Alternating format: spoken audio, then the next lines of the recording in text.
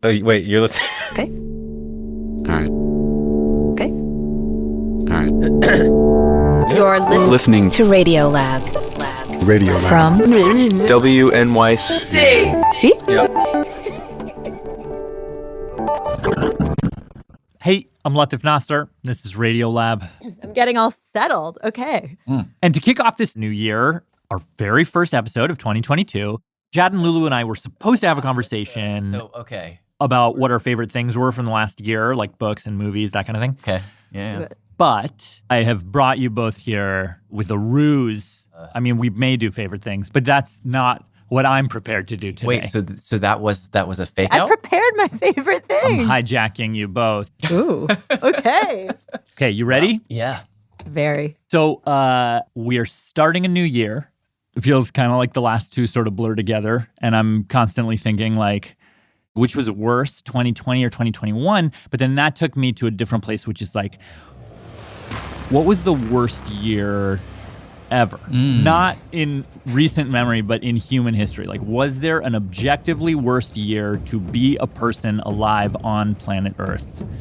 My mind goes to parameter questions. Yeah. Okay, great. When is the boundaries? So maybe let's say the worst year in recorded history. Got it.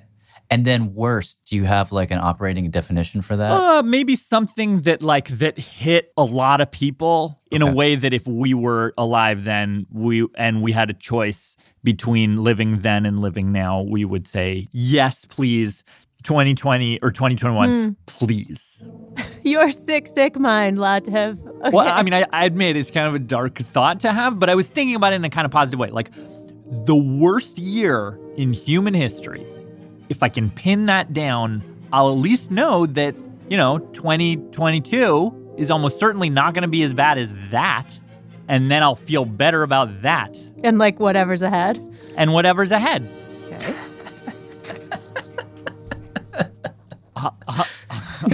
Sorry.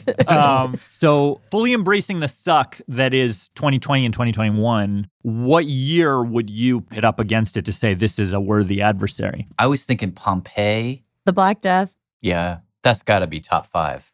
At least if you're just going to focus on Europe. You could top do 5. 1939. Crusades. Wasn't that the 12th century? Crusades. 1781. Mongolian invasion. Mm-hmm. Which was actually, there are some really good things that came out of that. So I mean, you could say like 1492 from the American perspective. Yes. I recently came across this thing that in 1100 AD, the moon disappeared for a lot of the year.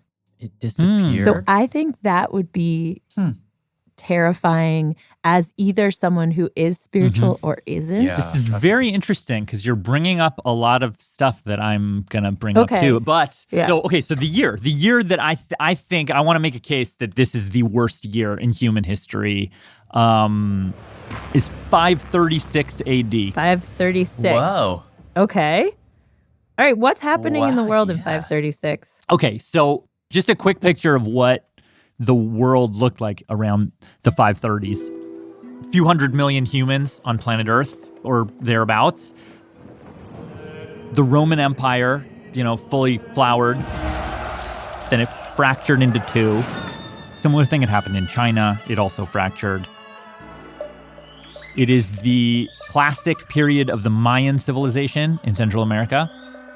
So these are like societies, like these are real societies, with major cities and sewage systems and music scenes and stuff like that. Like, it's like we're not quite in the modern world, but we're in a world we recognize. Okay, so toilets and loots. Basically, yeah. Okay, so what happens in 536 is not particularly clear. The leading theory is a volcanic eruption. So is this a singular eruption or is it a string of them? Almost certainly a string of them, but at least one of them was enormous. Unclear where this eruption happened exactly, but spewed out ash and sulfates and even tiny bits of glass into the stratosphere where it circulated around the Earth. But there's actually there's another thing that happened. There's kind of an extra twist, which is that I spoke to this one scholar, and what she thinks happened was that a few years prior, Halley's Comet passed by Earth and basically whipped us with its tail. And so the debris from that tail entered our atmosphere, broke up in the night sky, and you could actually see it twinkling.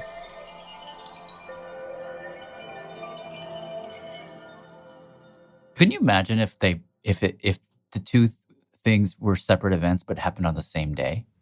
Can you That would be imagine crazy. That would be amazing. Or it Wow. could have been something completely different that triggered all of this. But this is like best guesses. So whether it was the volcanic sort of plume or whether it was the comet like debris, it creates this thing they call a dust veil over the Earth. And that triggers other strange regional weather patterns, including dust storms, which cause even more dust. So in November and December of 536 in the Chinese city of Nanjing, there's a report from the city that said, quote, yellow dust rained down like snow. It could be scooped up in handfuls. Wow. And that lasts from February 536 to June 537. So a year and a half, basically a solid winter. Oh, Wow. that's bad. That's Game Wow. of Thrones shit right there. Yeah, it's basically the coldest decade in the last 2,000 years. And that triggers like massive crop failures and, mass famine. So in Ireland in 536 and then also in 539, it's written in their annals that they have a, quote, failure of bread. Similar food shortages are documented in Korea, Japan. In China, it gets so bad by the 540s that in one area north of the Yellow River, 7 or 8 out of every 10 people died. Wow. And because the crops had failed, allegedly, survivors were forced to eat the corpses of the dead. No. Oh my no. God. One of the places where this hit worst was Scandinavia. 75% of the villages that they excavate from around that time, like you can tell that they were abandoned. Basically, it's like all these Nordic people are like, screw it, we're getting out of here. And then they get on their boats and then they like travel around the world and Wow. it's like, all you need now is like an alien invasion and I don't know. well, there is more. Another issue with this massive dust veil that some people have speculated about is like people were not getting a lot of sunlight, so they're not creating vitamin D in their bodies. And vitamin D, among other things, helps boost your immune system to fight bacterial infections. And also you can imagine there are all these farms and fields with crops. The plants are dying. The rats in the field and the other animals that are living out there start coming to where the people have, stores of grain or rice or whatever. And that's near where people are living. So now you have people who are hungry, Weaker immune system. possibly immune sort of compromised, meeting these filthy, desperate animals like rats who are carrying microscopic friends.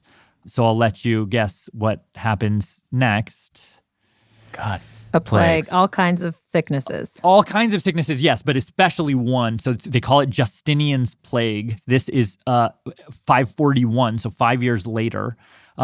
This plague spreads basically across all of Europe. It's commonly estimated to have killed tens of millions of people. I'm trying to sort of construct a composite reality from all of these things. I mean, it must have been cold as hell. There's rats and bacteria. Yeah. So these two geoscientists, Stuthers and Rampino, they basically like comb through all of like anything written around that time all over the world to try to find like who talked about this and what did they say. And here's some of what they found. So this is a guy from Italy, statesman-y type person, Cassiodorus senator. He says, the sun seems to have lost its wonted light and appears of a bluish color. We marvel to see no shadows of our bodies at noon. The moon, too, even when its orb is full, is empty of its natural splendor. We've had a spring without mildness and a summer without heat. Wow. That is bad. That's bad. Really. And so Vivid. vivid. The loss of the Yeah. shadows. Like you feel the cold. Yeah, Ah. here's another one that's like is equally vivid, I think. So this is Mesopotamia. So this is around the area where Syria is now. A guy named Zacharias of Mytilene, probably pronouncing that wrong, quote, "The winter was a severe one, so much so that from the large and unwanted quantity of snow, the birds perished. There was distress among men from the evil things." Oh my gosh. What do you Wow. think the evil things means there? I don't know. I just left that in there because I did not know what that meant. And I was like, ooh, that's really dark and sinister. Yeah. Wow. So But- everybody, the entire globe is suffering through a 15-month winter. Unclear if it's the whole globe, but much of the northern hemisphere for sure. But in Mayan history, there's this period. So this is the classic period of Mayan history. Then there's this little mini period that they call the classic period hiatus. And they have, the Mayan people would make these special decorative stone pillars to like mark history and what is going on in history at that time. Basically, they just pause making them. What do you think okay, we kind of talked about what it felt like temperature-wise, but like, Yeah. what do you think the world sounded like during these years or this year? Well, I guess with the birds dying, probably quieter. Yeah. But what's left is, I don't know, I imagine like walking on dried grass, like that kind of sound maybe. Like, you know, the little scurrying of the rat feet over the fallow field or whatever. And then wind probably picks up if you don't have trees, lush plants to break it, right? So you probably get like...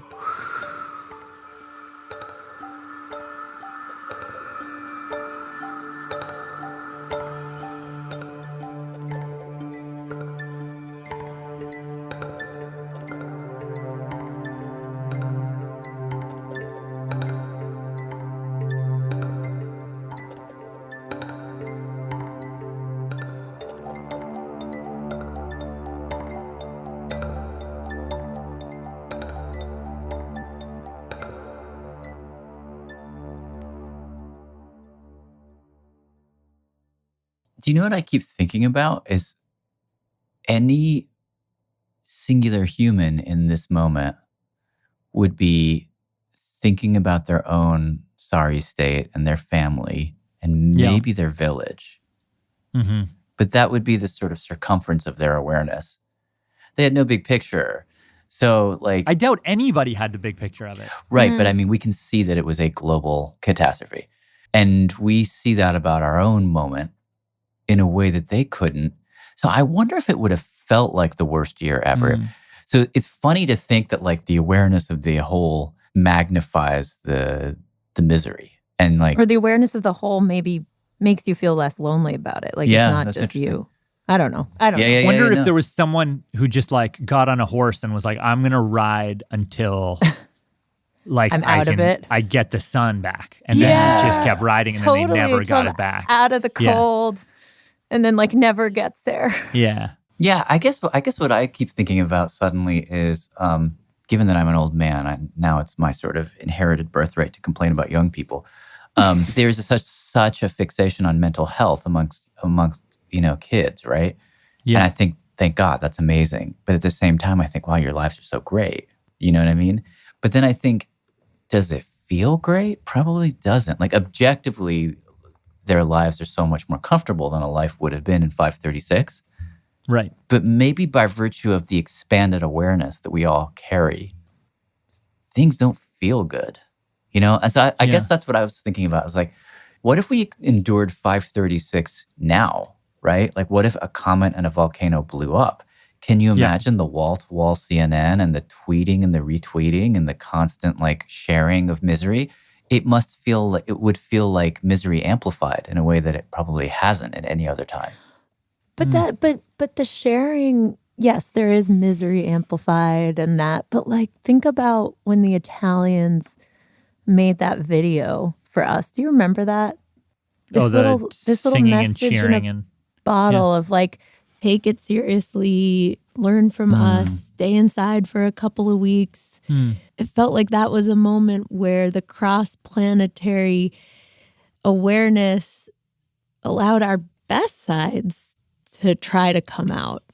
And let's work together. And let's work together. And like the kind of watching how different leaders approach it and then being able to just look back and see what works and then take strategies and make mistakes and learn. And the sharing and the solidarity allowed us to way more quickly collaborate. I mean, that is true. But like, okay, like think back to 536, right? Probably most people alive on planet Earth at the time believed that what was happening, the horrors that were befalling them, were coming from above. They were an act of God or gods. And then now what's going on, so much of what's going on, it feels like it's happening because of us.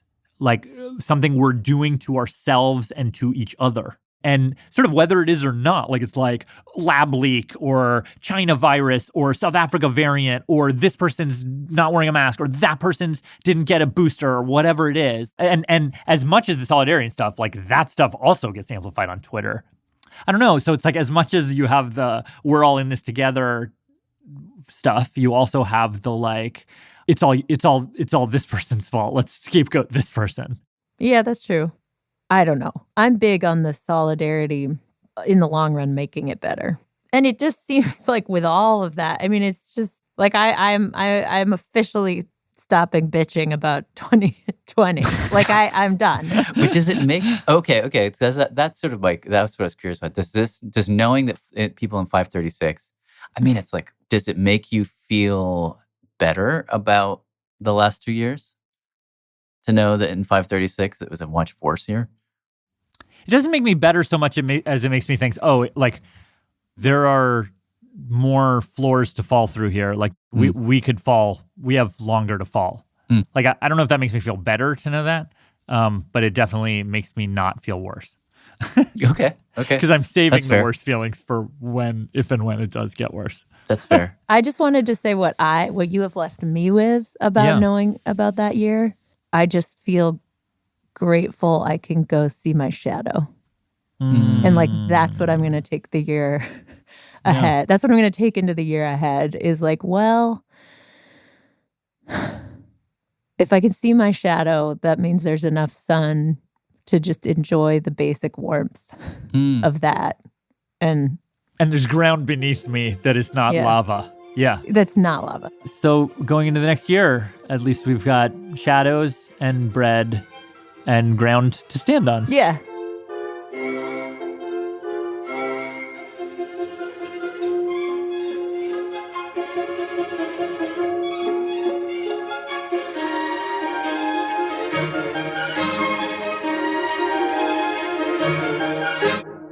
Do you guys remember my question? That was last year. I know. It's old time. Yeah. But do you remember what I got a little hung up on? Music. Or I just couldn't. You were excited to see if... So before we leave you, one more thing, because after Latif hit us with the horrors of that year, I was left with this question that just kept eating at me. And so a little while later, I called them both back up to add just one last little postcard from the year 536. Yeah. What was your question specifically? Was it did the misery create a new genre, or my question was really just what was music like then? What kind of music were people making and hearing that would have carried them through? What did it actually sound like? So I did a little digging. Hello? And I found someone who had a pretty interesting answer to that question, at least for one corner of the world. Should I call you Cantor Seyum or Mogus? No, it's Mogus. Mogus. So Mogus Seyum, he is a cantor in the Ethiopian Orthodox Church, lives in Virginia now, but he grew up in Ethiopia. And some of the musical traditions of his church, songs he sings literally every week, he says come from right around the 536 time in what was then the kingdom of Axum. Yeah. Only the music. Only, by the way... And in fact, he told me about one particular guy. From Yared, do you know the Yared history? Saint Yared, who according to tradition was the person writing all this music. 1,600 years ago. It's just coming, this tradition. Now, is we don't coming. know the extent to which the dust veil of Generation to 536 generation, affected until this now, we area, want to see, and there is debate for over the the future historical too. person Yared. But according to this is Mogus's the scholars. tradition, it was right around the year 536 that Yared composed a brand new book of hymns called Mawasit. Yeah. And Yeah. what are the songs in that book about? Mawasit is when somebody die, we sing songs, Mawasit. It's like a book of, it's songs for the dead? Yeah. Could you sing me just a little bit so I could hear? Oh, right now, it's okay. Yeah. Oh, okay.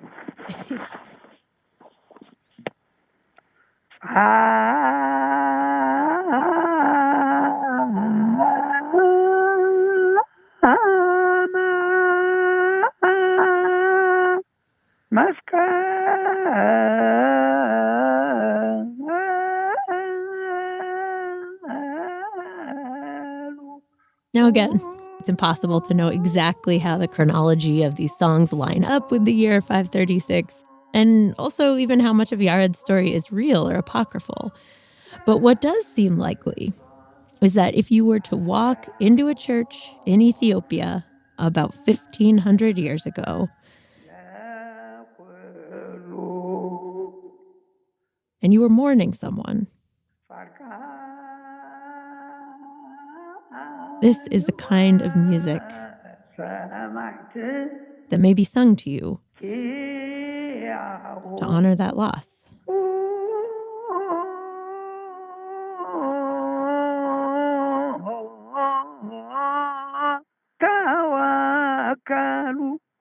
Wow.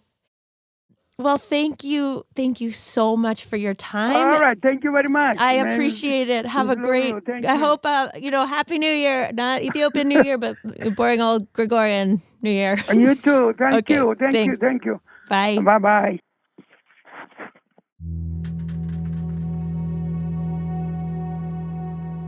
This episode was produced by Simon Adler with sound and music from Simon Adler and Jeremy Bloom.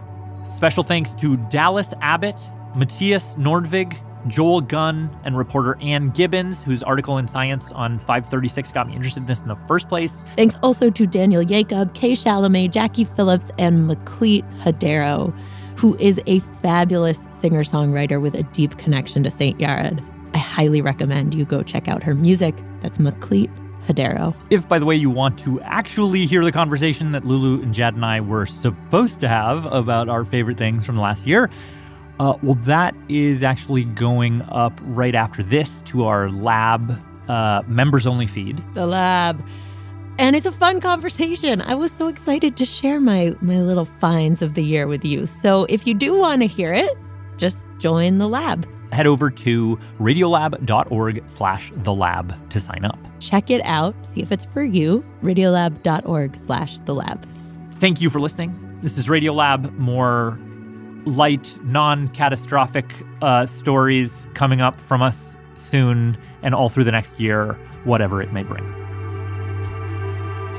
Hi, this is Lauren Bartram calling from San Diego, California. Radiolab is supported in part by the Alfred P. Sloan Foundation, enhancing public understanding of science and technology in the modern world. More information about Sloan at www.sloan.org. Science reporting on Radiolab is supported in part by Science Sandbox, a Simons Foundation initiative dedicated to engaging everyone with the process of science. Radiolab was created by Jad Abumrad and is edited by Soren Wheeler. Lulu Miller and Latif Nasser are our co-hosts, Susie Lechtenberg is our executive producer, and Dylan Keefe is our director of sound design. Our staff includes Simon Adler, Jeremy Bloom, Becca Bressler, Rachel Cusick, W. Harry Fortuna, David Gable, Maria Paz Gutierrez, Sindhu Nyana Sambandam, Matt Kilty, Annie McEwen, Alex Neeson, Sarah Kari, Ariane Wack, Pat Walters, and Molly Webster. With help from Tanya Chawla and Sarah Sonbach, our fact checkers are Diane Kelly, Emily Krieger, and Adam Chabille.